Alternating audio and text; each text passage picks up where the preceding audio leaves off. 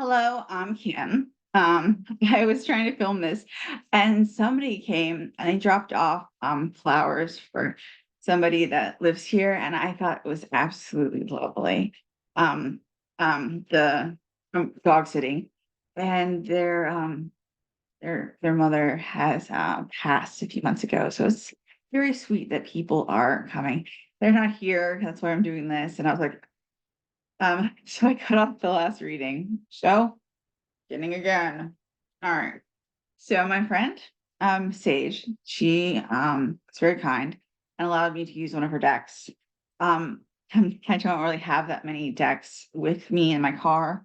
In my situation that's still ongoing, as I couch surf. And I really can't get more because where are they gonna go in my car? More in my car. So what I have in there is like buried deep under 15 gallons of water for an archaeological dig.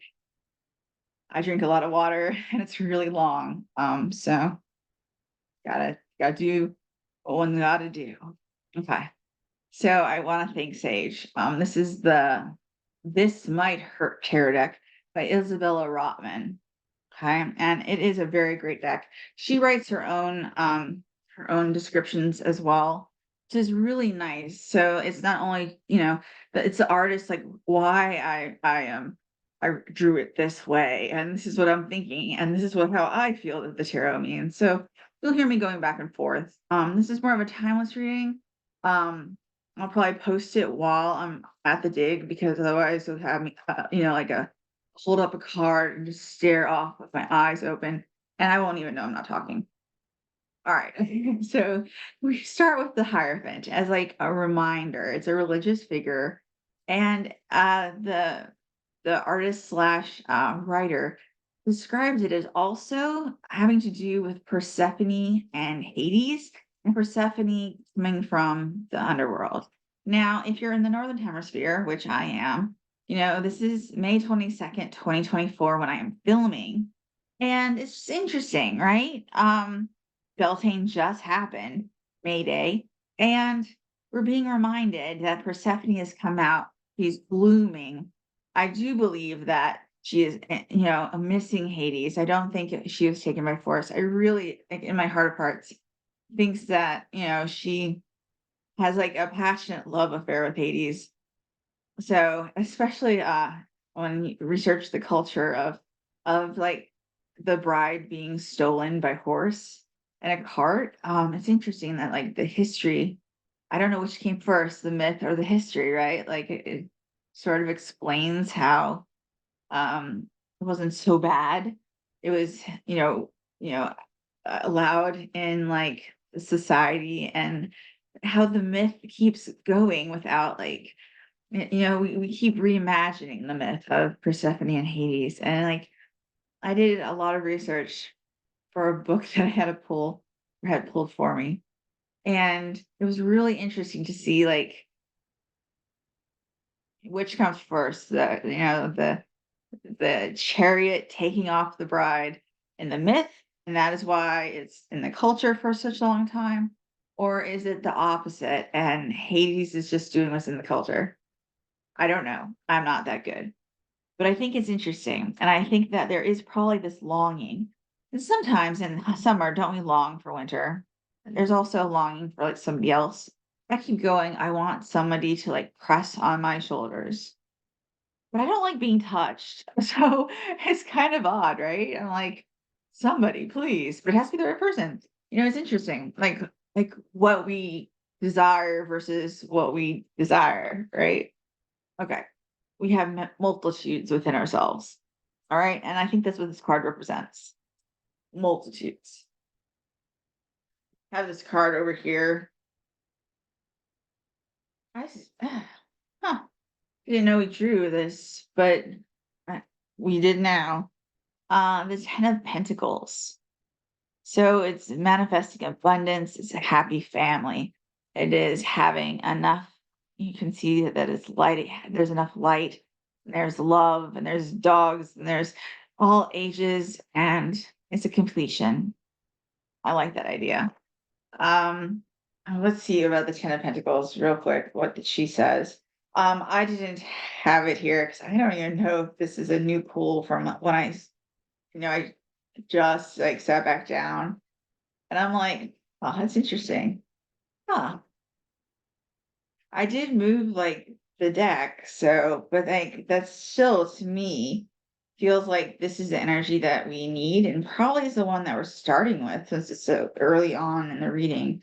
I did the Hierophant, right? So we have, that idea of like sort of like sort of a mentioning of not only religion but also our selfhood. We are ourselves, and that we are strong and wise, and we can be the hierophant, this religious leader or leader.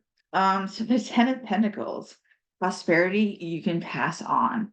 Okay, so you see the generations there, and prosperity doesn't always mean money, all right?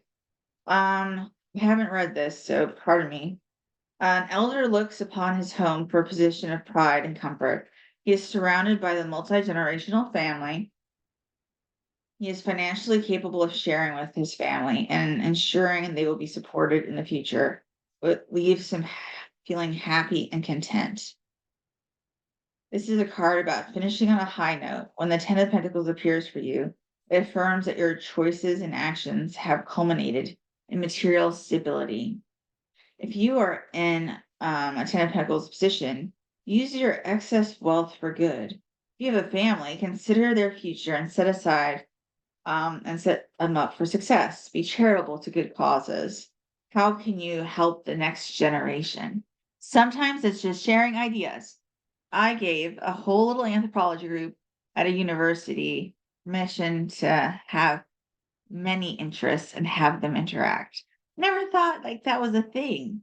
But like everyone's told you have to only be this. You have to only be this. And I was like, yeah, I'm a poet and I'm doing archaeology and I do this. And apparently I'm living the dream because they were like, yes, please, you're so inspirational. And I'm like, really?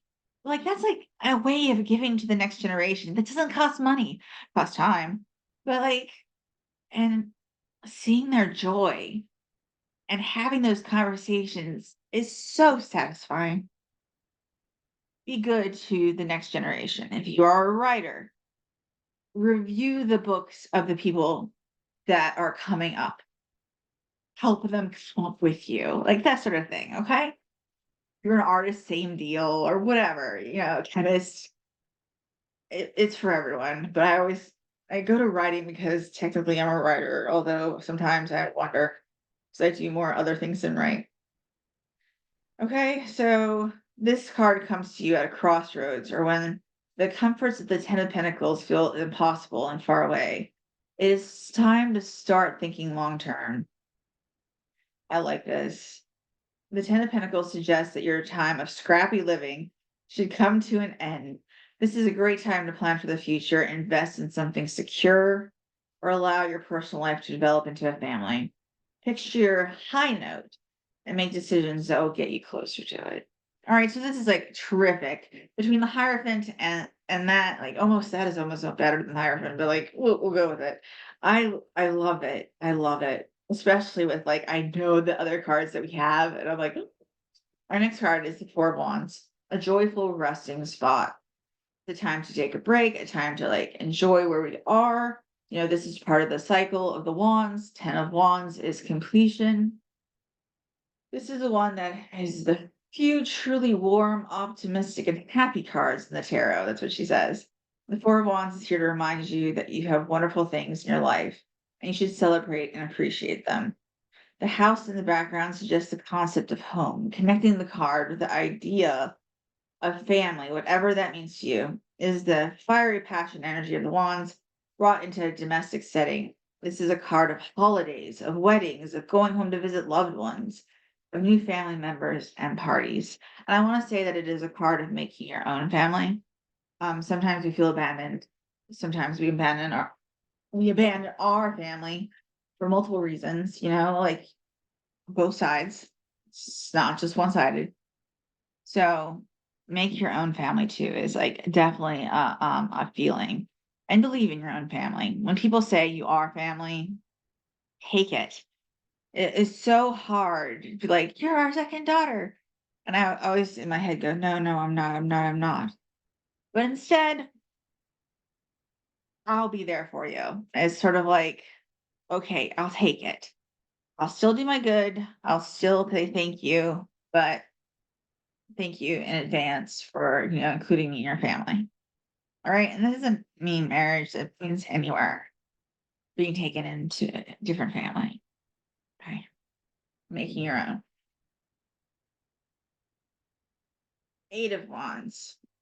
I think it's interesting that those are arrows, you know, and there's fleeing, right? So it's aim true and move fast. They're not being shot at, okay? They are being with. So that's their side still shooting the arrows. They are on the move. They are advancing. They are attacking. Whatever the issue is, whatever the creative endeavor, whatever the not creative endeavor, it is just life that you have to get through. This is your card. Aim true and move fast. It's time to go. The card will fly with great momentum towards their target. There's so much energy here, all in one direction. This is not the carefree, go with the flow energy of the Fool card. There's flow here, but it's strong, fast, and cohesive. There's a plan. Circumstances may have aligned, but you are driving force. You are the driving force. Have you been planning a project, working towards a goal, babying a dream? Time to let that arrow fly. You are past the stages of careful planning and biding your time. Don't slow things down because you are afraid. I think that's a really good message. I did not read it before, but you are afraid. You have the experience, you have the skills, and now it's finally the moment. Don't hesitate. This is not just a green light. It's your foot on the accelerator. And I don't know if it's whatever, if you want to call it spirit, or I am being called to show the deck again, okay? Because I just keep thinking over and over again, and I have to admit that I don't know if I did this. The This Might Hurt Tarot deck by Isabella Rotman. I is it's being borrowed by Sage. It's Sage's. I'm borrowing it. I know that in my first production, I explained it. I explained why the cards shimmer like this, that they're in card protectors, but like I just had a moment where I just like I cannot go any further. So thank you. And here we go. Sorry, I just do what I do. This is the 10 of Wands. We were just talking about it. It's a lot of heavy burden. But it's completion. It's happening. It is all done. What are you gonna do next? What are you gonna unload? So the figure carries a large bundle of sticks, back bent under the weight. The wands are our project, passions, desires, accomplishments. I heard punishments in my head, like self punishments. So even if it's like a positive thing, we should not consider it like a self punishment. Or if we don't get the award but we were nominated, it's not a self punishment sort of thing. We still did good. It's still worth it. Wands can be heavy. The 10 of Wands comes up for me a lot. This is what she's saying. I assume it's because I have a long-standing habit of taking on too much. Each new project is exciting, something I really want to do, but they accumulate. I am crushed under the weight. It has gotten to the point where every time I tell my girlfriend about a new job or opportunity, she says, "Oh, another stick?" I like that. I like that a lot because I'm very much the same. I feel that energy, right? And I think a lot of us do, and it doesn't have to be like just a creative passion. It's like I'm going to cook 4 times a week for myself because it's cheaper. And then suddenly we're like bogged down like by, all the groceries, and you have to have all the rest, and it takes more time. And sometimes just get the food that you do not cook yourself. All I gotta say, sometimes it's worth it. The 10 of Wands comes up for me a lot, and I agree. All right. If the 10 of Wands comes for you, you are at the end of a creative journey. If you're still carrying the weight of an entire journey, you might be at the breaking point. Okay. And that doesn't have to be a creative endeavor, in my belief. It can be that book, it can be that, artistry, it can be but a lot of times I feel like it could be like the end of something in your career, the end of that career. It's like a time to sit down and like recreate ourselves. When you take on more responsibilities than you can handle, the burden must be lifted. Can you leave some sticks behind, organize them more efficiently, ask for help, or carry them in smaller batches? Can you let the project end? Don't you want enough energy left over to start the creative cycle again? That's exactly it. Yeah, I like that. I like that a lot. Okay, then, all right, we got the lovers. We got a lot of major arcana, and it's interesting because she's saying that it's not just like a romantic card. A lot of people do read this as very much a coming together, romance, love, sexuality card, and she's saying that there's a lot of ways of coming together. I was reading this one because this is one of my it's truthfully the lovers card is one of my favorites that I ever have in each deck. In readings, it represents choices surrounding you. You want to be and whom you want to be with. Lover card often symbolizes a choice between what you desire and what you consider morally right. I think that is an incredible idea. It asks what role love plays along our path. One figure holds their partner while the other looks up to the sky. In love, we often give up part of the ego that isolates us, even if it is just temporary. While many interpret the lover's card to be purely about romantic and sexual love, there are many types of love in the world. Lover's card can be about any relationship in which love is felt intensely and deeply. I think it's marvelous. What's interesting is we also pulled the 10 of cups, which if you watch like all the love tarots, is like completion, wisdom. Um, I never disliked this card. I'm gonna say that. It means like happiness. I really do. The happy family rainbow card. And that's what it's called. Beautiful family basks under a rainbow of upright cups. The 10 of cups embodies joy and fulfillment in your family and friendships. It's also the finale, it's the grand finale, it's the end. It's like what and then we start over again. We all like cycles, but this is like fulfillment. We have our family, we have everything.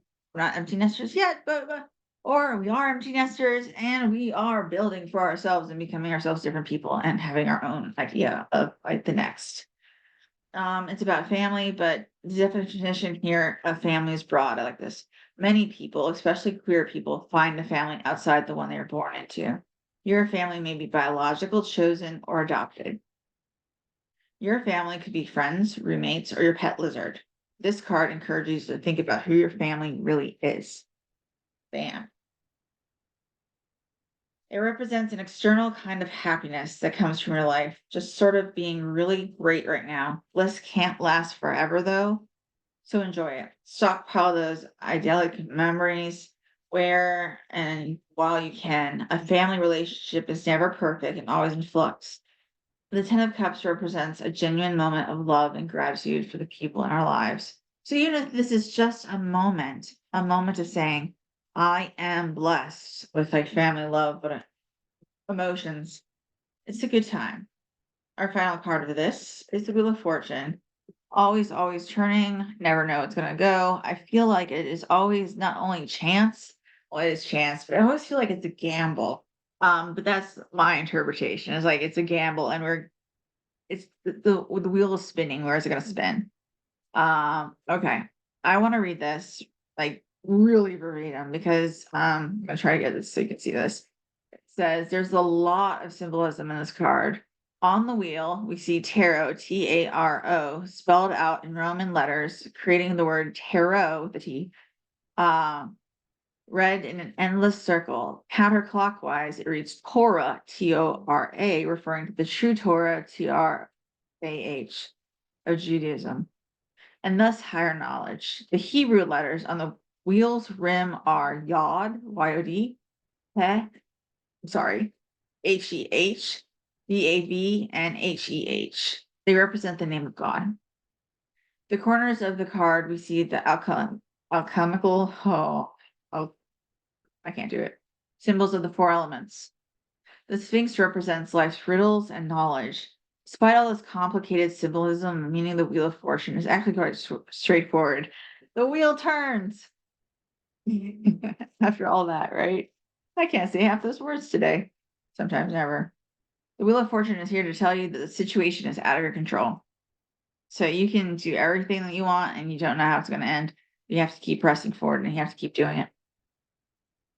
It says the indivinator. All right, in divining. The outcome is context dependent, of course.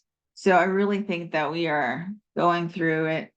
We've had a lot of happy cards, and the wheel is turning. Good, evil, whatever. We're going to make it through. And I think it's just like the question mark of what's next. I think we don't know what's next, and sometimes that's okay. It's very unsettling, but maybe that happy family and the rainbow card and all this stuff is coming with us and for us. Few like change, but it's important to make peace with the inherent impermanence impermanence of life, and this too shall pass. So if you're going through a rough time, wheel turns. If you're going through a really awesome time, just be cautious. Don't lose yourself too much. Be in the moment, but just know things do change. Not necessarily negatively, but they change, right? Sometimes change is hard. I should I should say what it is. The Creativity Oracle, because I could find it in the car. And it is by Amy Zerner and Monte Farber. Fear. Number one, if you want to be free of fears and phobias, then you have to understand why they exist and make peace with them. One, this is an amazing card, and I have transformed in the last like 10 years. I spent a good 10 years with a phobia of snakes. My therapist thought that it was like maybe like the black snake, specifically black snakes, represented like my grandmother. I'd seen one, and then I ruminated it over and over and over in my head, and I couldn't let it go until I wouldn't go into the grass, wouldn't really go outside that much. I played six stick snake. Of course, there's more sticks than snakes, but I had to do that over and over and over, and then I go to pet stores, and I was determined to get over the phobia. I still don't really know. I mean, I saw a snake and I became obsessed and scared, but I don't know why. And when my grandmother died, yes, a lot of the fear went away. So it has something to do with it. It has something to do with death, and it has something to do with aging, and I don't know what it is. Darkness of some sort. And every so often it comes back. Like I can go on digs now, like kind of like, all right, trigger warning, snakes. There's copperheads. All right. I know that there's a risk of copperheads. And I know there's a risk of this and this and this. And like last year, a snake was too near my tent. And I was determined not to obsess and become phobic. And it's weird what we have to do for ourselves. I Even though it had rained really badly, so there was like literally a moat under my tent. I had a water bed. And I said, please do not take it out. Because I just seen that snake, right? So then I could, even if it tricked the mind, I don't tell me if I don't tell me in the comments that the snake could have been there. I'm pretty sure it could have. I told this archaeologist, and they're just like, no, Kim, we won't say anything. Got me through those 10 days because it was early on, and it kept me from obsessing too much. It's like adding that safety in. Even if you don't know how to rationalize, like, I have no idea why this is, you can add a feeling of safety and control. And it really does help. Just going against your phobia and just not saying, it's not like it goes away. I mean, I still have issues, right? But I can do stuff at least now. But I can go, and do stuff, and I can go to a pet store and go, okay. And if I have a problem again, that's what I do. And like you just create that idea of control. And that's what I think like the message is when we have the fear card come. So no. Accomplishment. Remember past accomplishments as a way to overcome present self-doubt. 26. I admit that I Google my name.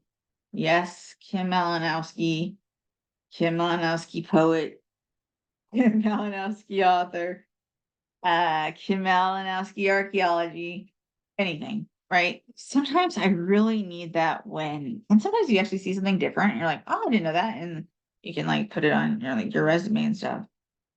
That came out, no one told me.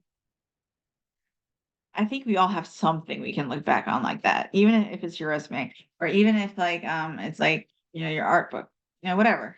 Um Picture books, scrapbooks, sort of thing. Yeah. Look at them, see your accomplishments. Big or small. Focus on the small. Start. Number 18. You must start from where you are, examine your situation, and take a chance. Okay, so that's that one energy. You want that 10 of cups, you want those wands, you go for it. You go for it. Pause. 27. Accept that you must wait and prepare for developments to reach the next stage. It's really hard to do, is to pause, but get that extra hour of sleep, drink that tea really slowly, and then keep going. Communication. The clarity, interactivity, and timing of communications is critical. 31. So watch your words. Really mean what you say. Read that email 3 times. And is the tone right? Is the text tone right? Do you really want to say that? I find myself deleting like half the stuff I put out there. And then or I type in and then I take it out and it takes forever, but still.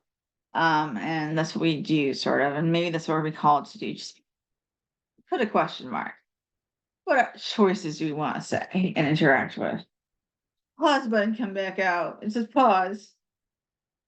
Cooperation is our final card. Your goal can benefit from you surrounding yourself with like-minded people. 25. Make your family. Choose your friends. We can do this. And we can do this together. And I think that is the ultimate message is that it's community. It's the family we choose. If we have to leave people, we leave them. They might come back, they might not. We just have to do what we have to do to survive. Okay. So forgive yourself for whatever it is this week. Just go. It's okay. I'm going to try to do that myself. It's okay. All right. Be well. Have a wonderful week. Take care of yourself. Do something for you, just for you, and take a moment and pause. Make that family, whatever it means to you. Be well. So it is.